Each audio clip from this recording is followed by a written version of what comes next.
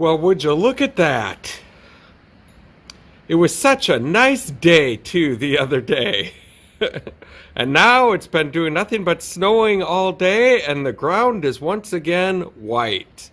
And it's only going to get worse and worse. It's not a lot of snow accumulated right yet, but it's not supposed to stop until Friday afternoon. This should be interesting. I think tonight is a good night for a night chat. Well, hello there, and welcome to another beautiful night for a night chat here on Tommy Travels the Second. And tonight's topic has to do with a phone call that I got recently, and I didn't recognize the number, but you know what? I was available for a few minutes, and I just figured, well, let's just see what this is about. So I answered it, and it turned out to be somebody who sounded like they were from a call center in India or something. And they were telling me that I had some sort of issue with the credit card situation. And obviously I know what's going on with my stuff, and I don't have any credit card issues. And if I did, I would call the place that it goes through. Not listening to somebody who calls me from a call center in India. So I didn't have time to go in and figure out exactly what it was all about or talk to them in depth, so I just wound up hanging up. But that's what I want to talk about here tonight. Some scams that are out there, some crooked activity, people putting together nefarious plans to rob people of their money. It's terrible, and so I just want to cover some of the few big ones out there. I'm sure most of you are aware of these already, but I just want to take a moment and talk about them here tonight. So if you are brand new to this channel, go ahead and hit subscribe so you don't miss out on a thing, and I will see you right after this.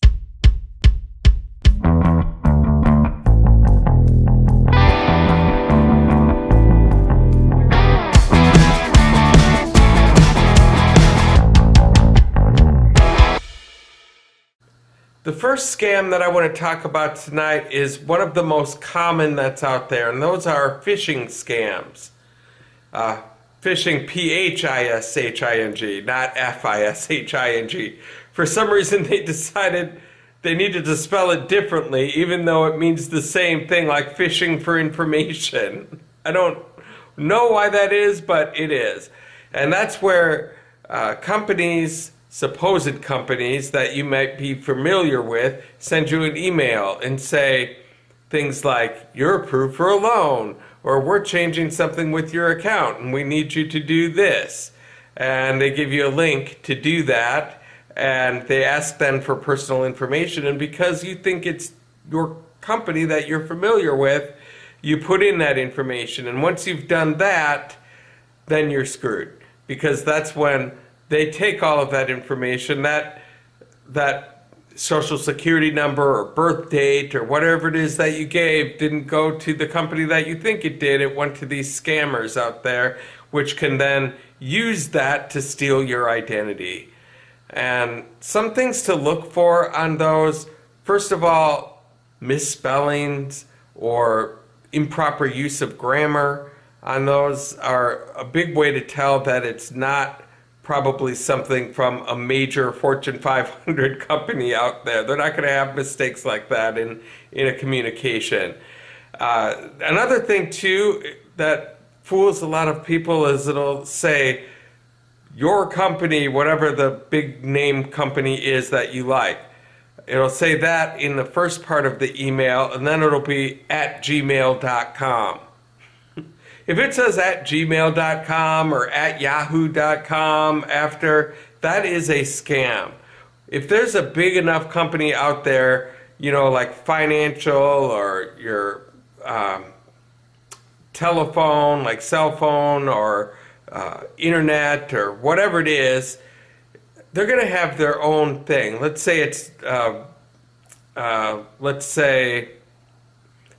I don't know, just pick whatever company, a bank or something like that. It's going to have the name of that bank as their own server. So it'll be something at whateverbank.com, not at gmail.com. So be on the lookout for things like that. Look for punctuation and spelling errors. And also, if you ever get an email from a company and it's asking you to click on a link because if something's wrong, call the company first if you feel any kind of suspicion towards it.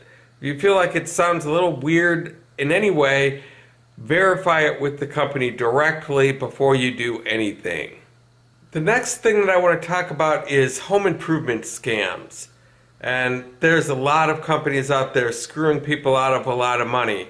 And that's because they're not legitimate companies. But they do have a truck with a sign that says something construction on it. And they canvass neighborhoods and look for people that are in need of some type of a home improvement project. And then they tell you exactly what they're going to do. They give you an estimate. It all looks legit. And then they ask you for money up front. We need this for materials so we can start the job. And so a lot of folks will go ahead and hand over that money. It won't be for the full bid. You'll think, okay, I'll pay you half now and half when the project is done. That way you can get the materials and do all of that. And then if the job is well done, you'll get the rest. But they'll go ahead and settle for the half that you give them. And you may never see them again. Or worse, you will see them again. They'll come out, they'll completely mess up the entire area that they're supposed to improve, and then they'll just start not showing up at all. And what that does is just prolongs your pain, because you've given this money, you think, okay, they're showed up, everything's cool, they start deconstructing, you're like, okay, they're in the middle of it, and then all of a sudden they're gone. And there's no way that you have of tracking them down anymore because the phone number is bad and everything just goes south from there. You get screwed. So my advice would be to not give any money up front if it's a company that you don't know. Make sure the job is done and done right to your satisfaction, and then the money gets paid out. And I would not make any other type of an agreement with that kind of a company, with Joe Carpenter or whatever, ever. Now, there are companies like Home Depot or Lowe's or Menards, they may have certain things where you have to give some type of deposit up front, but at least in those situations, you've got some sort of recourse with a major company. You know who owes you that money, you know how to get a hold of them, and you know how to hire a lawyer to go after them if you don't. Another type of call that I've gotten, this is a call that I didn't answer, but it did leave a voicemail, and it was a recording that sounded very legal-like, in that I better call back to avoid any further action being taken. I'm like, what the heck is this? And of course I didn't call back. I just, deleted the voicemail and moved on with my day. But it did sound really official, like there was something wrong, or like maybe I had done something illegal. That's kind of the tone of it, and I better handle it by giving this number a call. And then I'm sure if somebody were to call that back, they're going to run into some type of a scam that's going to cost them a lot of money. So if you get a call like that and you know you've done nothing wrong and there's no type of legal anything against you, don't even answer a call like that. Don't even respond at all. Just delete the message and move on. Here's kind of a sneaky one that happened to my dad. He had lost a credit card of his, and as he was at home trying to figure out where it may have been lost at or what was going on, he wound up getting a phone call of somebody saying, hey, I found your credit card. I'd be happy to go ahead and mail it to you if you give me your address, which my dad did, and thanked the person and hung up. And then he thought, maybe that person just has my card and he's calling me to tell me that he's going to mail it back to me so that I won't cancel it, and then they'll have at least 2 or 3 days that they could go on a spending spree. And so he just went ahead and said, screw it, I'm going to cancel it and just order a new card, and then I won't have to worry about it. And so that's what he did. And guess what? He never got his old one in the mail from whoever it was that called him, so that's exactly what they were planning on doing. So That's a pretty sneaky one that you don't want to fall for.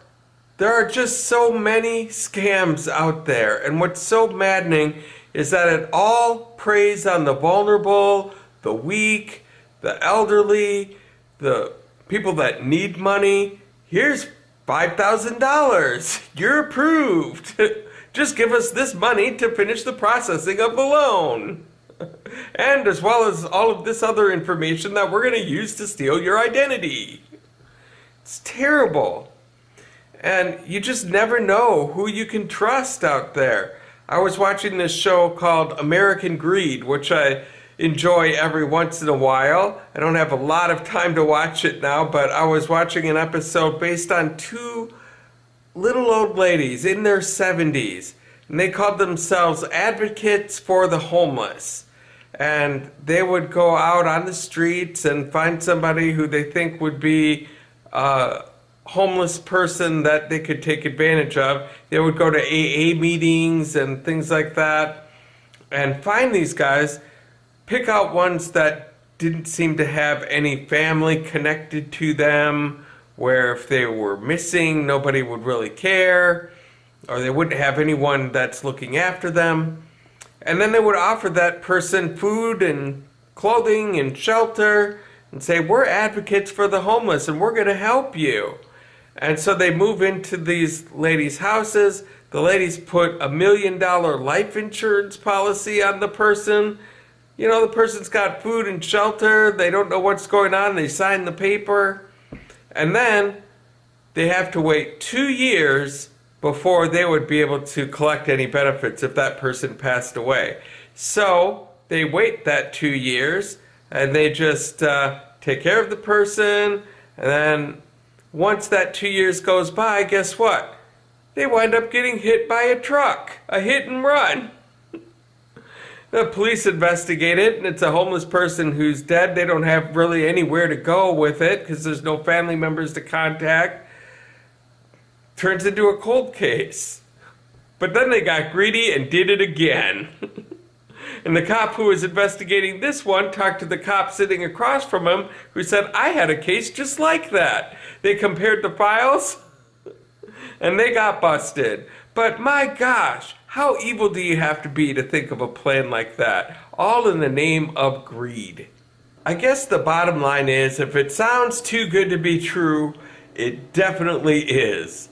And if you get involved with something and you start to get a little bit of a queasy feeling in your stomach, just something telling you this doesn't feel right, just walk away. Get out of it. It's not worth it. And if you guys have heard of any other types of scams or cons out there that are really common or maybe not so common that we should be aware of, please leave a comment below. Love to hear about it and possibly learn from it and keep me from being scammed. Can't go wrong with that. And if you guys liked what you saw here today, go ahead and hit like on my YouTube channel. Go ahead and hit subscribe so you can be the first to know when a new adventure comes out. And thank you guys so much for the support that you've given me so far. And until next time, I hope to catch you on the flip side.